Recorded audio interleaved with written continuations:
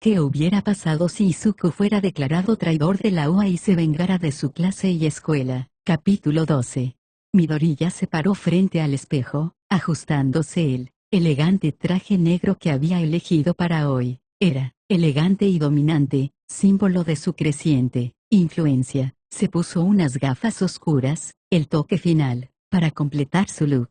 La reunión de hoy no era una reunión cualquiera, era una reunión de los aliados más poderosos de su padre, jefes de varias familias y personas que controlaban redes clandestinas. Este era el día en que consolidaría su presencia como líder. Nagant se apoyó en la pared tras él, con una mirada penetrante y evaluadora. El traje te sienta bien, chico, encaja con la imagen que intentas vender. Todo sonrió con suficiencia, con las manos en los bolsillos. Qué bien te ves, Rei, que esta reunión sea tan interesante como la has hecho parecer. Midoriya no respondió de inmediato, sino que se concentró en los puños de su camisa. Finalmente, se giró para encararlos, con expresión tranquila pero autoritaria. Vamos, con un solo paso, Midoriya activó la teletransportación que había adquirido, y una niebla arremolinada los envolvió a él y a sus dos aliados. La sensación fue breve, y en un instante, fueron transportados a una gran sala tenuemente iluminada. El espacio era amplio, con una gran mesa ovalada en el centro, rodeada por algunas de las figuras más influyentes del inframundo. Las cabezas se giraron al disiparse la niebla, revelando a Midoriya, flanqueado por Nagant y todo. Su presencia llamó la atención de inmediato. La sala quedó en silencio mientras él se dirigía con paso seguro a la cabecera de la mesa. El traje, sumado a su aura de autoridad,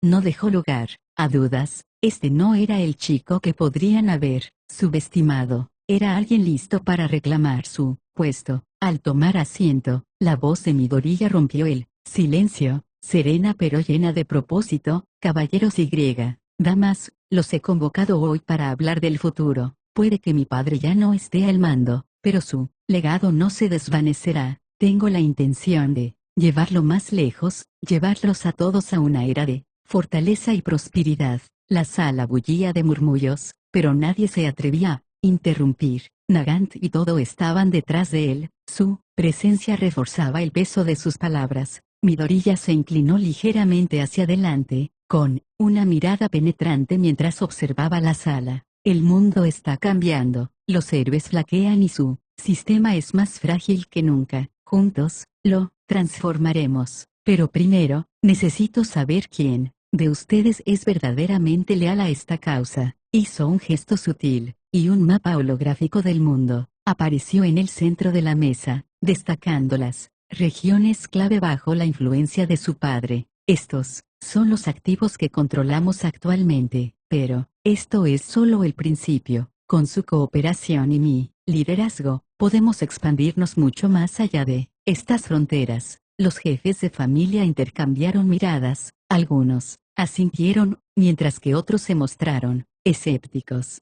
Un hombre, mayor y con una cicatriz en la mejilla, intervino. ¿Y qué garantías tenemos de que puedas asumir esta responsabilidad, muchacho? Tu padre. Midoriya lo interrumpió con una mirada penetrante, su voz fría e inquebrantable. Mi padre confió en que todos ustedes defenderían su visión. Si dudan de mí, son libres de irse, pero sepan esto, quienes me apoyan se levantarán, y quienes se me oponen, caerán. La sala volvió a quedar en silencio, absorbiendo el peso de sus palabras. Nagant sonrió sutilmente y todo rió entre dientes. Midoriya había dejado clara su postura, y la sala comprendió que esta no era una reunión cualquiera, era el comienzo de una nueva era, una que se forjaría con su visión y su voluntad. La sala se tensó cuando el hombre de la cicatriz se levantó de su asiento, con voz fría y desafiante. Si quieres que te sigamos, muchacho, tendrás que demostrar que eres digno. Las palabras no significan nada para mí. Arreglemos esto a la antigua usanza. Una lucha por la cabeza. Los ojos negros de Midoriya brillaron, su rostro, indescifrable. Lentamente, se quitó el abrigo, doblándolo con cuidado y entregándoselo a Nagant. Muy bien, si eso es lo que necesito para que lo entiendas, lo acepto. El hombre sonrió con sorna, crujiendo los nudillos. No esperes que sea indulgente contigo, muchacho. No tienes ni idea de con quién estás tratando. Midoriya entró en el centro de la sala con movimientos tranquilos y serenos. Sus aliados, Nagant y todo, observaban desde la barrera, imperturbables pero curiosos. La sala se sumió en un silencio inquietante mientras los dos oponentes se enfrentaban. Comienza, declaró una de las otras cabezas. La pelea terminó casi tan pronto como empezó. El hombre se abalanzó sobre Midoriya y le lanzó un potente puñetazo, pero Midoriya lo esquivó sin esfuerzo, con movimientos precisos y fluidos. Antes de que el hombre pudiera recuperarse, el puño de Midoriya se estrelló contra sus costillas. El crujido de huesos resonó por la habitación. No se detuvo ahí, golpe tras golpe cayeron sobre el hombre, cada uno calculado y devastador. El hombre con cicatrices gritó de dolor al destrozarse los huesos bajo el implacable ataque de Midoriya. Sus brazos y piernas estaban retorcidos en ángulos antinaturales, y su figura, antes orgullosa, quedó reducida a un montón desmoronado en el suelo. Cuando Midoriya retrocedió, el cuerpo del hombre era un desastre destrozado, sus huesos convertidos en polvo y sus músculos reducidos a gelatina. La habitación poco iluminada tenía una atmósfera opresiva, intensificada por el olor a sangre y la visión de la carnicería. Midoriya estaba en el centro, de espaldas al resto de la multitud, con las manos manchadas de sangre, evidenciando la destrucción que había sembrado. La otrora orgullosa cabeza de la oposición yacía, desmoronada y rota, con todo su cuerpo destrozado, irreconocible, reducido a poco más que una masa inerte de carne y hueso. A su alrededor, sus leales seguidores yacían maltrechos y gimiendo, demasiado aterrorizados como para siquiera arrastrarse. Midoriya giró lentamente la cabeza, revelando su inquietante apariencia. Su esclerótica negra y sus brillantes pupilas blancas atravesaban las sombras, una mirada implacable que estremecía a todos los presentes. Su despeinado cabello negro enmarcaba su rostro como una sombra, amplificando el aura aterradora que emanaba de él. La habitación quedó en un silencio sepulcral cuando su voz fría y firme rompió el silencio. ¿Alguien más tiene un problema, como él? Nadie se atrevía a moverse, nadie se atrevía a hablar, contenían la respiración mientras el miedo a llamar su atención se apoderaba de las cabezas restantes. El aire opresivo que rodeaba a Midoriya lo dejaba claro. Desafiarlo significaba más que una derrota, significaba la destrucción total. Su mirada recorrió la sala, fijando la mirada en cada persona por un breve instante, asegurándose de que su mensaje fuera claro. Satisfecho, se ajustó el abrigo, ignorando la sangre que le manchaba las manos. El aire se sentía más pesado al regresar a su asiento. Cada paso era un silencioso recordatorio de su dominio. Bien, murmuró, con un tono tan tranquilo como amenazador. Ahora, procedamos. Al concluir la reunión y vaciarse la sala, Midoriya permaneció sentado, con la mirada fija en las figuras de los jefes de familia que se alejaban. Miró a todo Aoi y Nagant, indicándoles que se quedaran. La sala volvió a quedar en silencio, dejando solo el sonido del tenue viento filtrándose por las grietas de las paredes. He elegido a los comandantes, anunció Midoriya, con voz serena pero autoritaria. Estos puestos no son solo para presumir, son la columna vertebral de lo que estamos construyendo. Solo aquellos dignos de llevar el peso del futuro de esta familia estarán a mi lado. Todo Aoi asintió con expresión seria. ¿A quién tienes en mente? Midoriya se giró hacia él, entrecerrando ligeramente sus ojos de esclerótica negra. Tú y Nagant son dos de ellos. Su fuerza y lealtad son incuestionables. El tercero hizo una pausa, como si considerara la gravedad de sus siguientes palabras. Será alguien con el poder de aplastar montañas y la sabiduría para guiar ejércitos. Ya tengo candidatos en mente. No son solo aliados, son recursos en los que podemos confiar. Nagant la dio la cabeza, intrigada. ¿Y cuándo los conoceremos? Todavía no, respondió Midoriya, levantándose y caminando hacia el balcón abierto que dominaba la ciudad. Cuando llegue el momento, los verán en acción. Hasta entonces, prepárense. Las batallas que se avecinan no esperarán a nadie. Al salir al balcón, la luz de la luna bañó su figura, haciendo que la sangre de su abrigo brillara tenuemente. El peso de su autoridad pareció ondularse en el aire mientras contemplaba el vasto cielo nocturno. Por un instante, solo hubo silencio, roto por sus palabras, que resonaron como un decreto. A quienes no conocen la ausencia de poder, comenzó con voz serena pero imbuida de una autoridad sobrenatural, miren al cielo con su ego destrozado, el único cielo al que nadie podía entrar,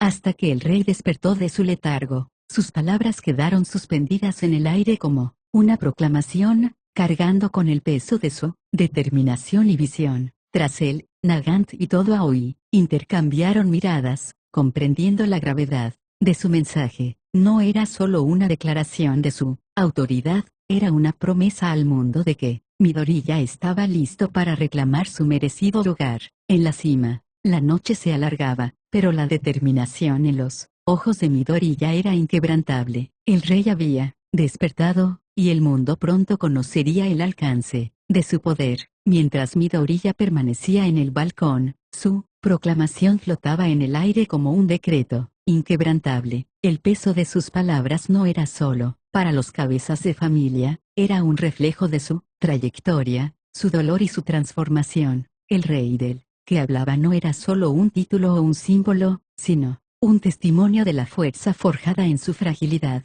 Una vez destrozado por la crueldad del mundo, Midori ya se había reconstruido en algo mucho más grande, algo inquebrantable. Apretó los puños brevemente, mirándose las manos ensangrentadas. La desintegración, murmuró para sí mismo, no es el final, es el principio. Su voz era baja, pero todo Aoi y Nagant lo oyeron. Sus ojos reflejaban un renovado respeto por el hombre al que seguían. Respirando hondo, Midori ya se giró con expresión aguda y serena. Regresó a la habitación, quitándose el abrigo ensangrentado de los hombros. Un subordinado cercano le entregó rápidamente una toalla limpia, y se limpió las manos meticulosamente, borrando los últimos rastros del violento encuentro. Al terminar, tomó un abrigo negro limpio, una que parecía amplificar su ya intimidante presencia. Se ajustó el cuello y se giró hacia todo Aoi y Nagant.